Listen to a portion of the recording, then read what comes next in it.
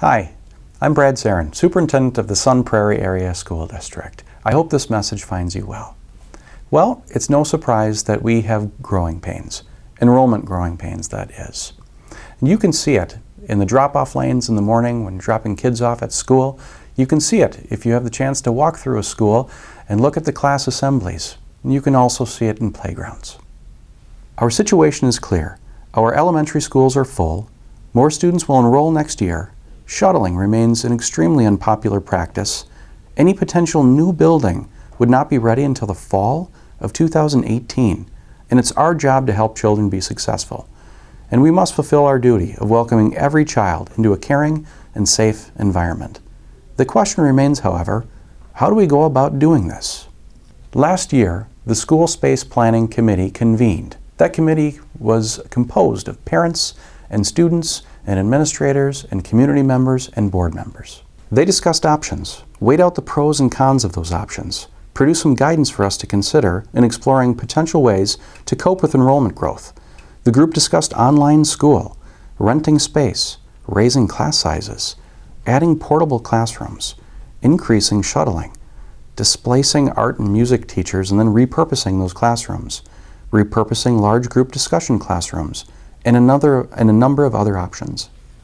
The most supported short-term solution for coping with enrollment growth until a new building can be considered by the public and constructed was moving some fifth grade classrooms to our middle schools, since there is some classroom square footage open at the middle schools.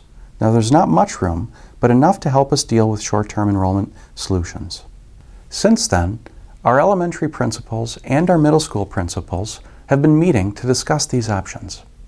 They've also tried to weigh out the pros and cons, carefully consider the feedback that we received from parents, teachers, and community members in last year's School Space Planning Committee, and fashion some possible options to consider.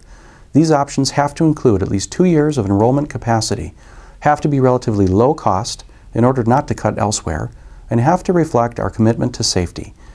Because of this feedback from last year's School Space Planning Committee, one of these options is moving some fifth grade classrooms to our middle schools. Since Horizon and Eastside have the most significant outward shuttling, it may make most sense to have the fifth graders from those specific schools move to our middle schools, the ones that they would eventually attend.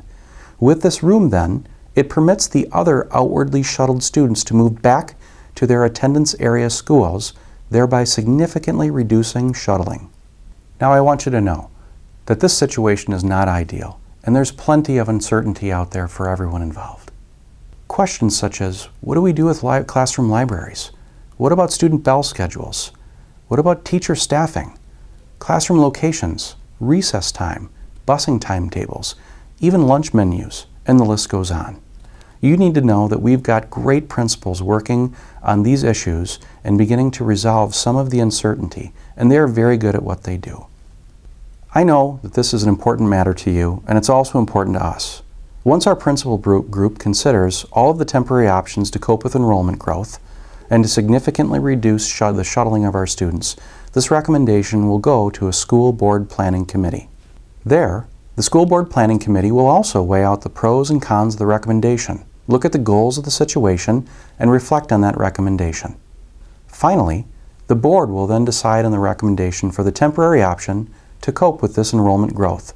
This gives the administrative team the entire second semester to resolve the details involved in this short-term solution.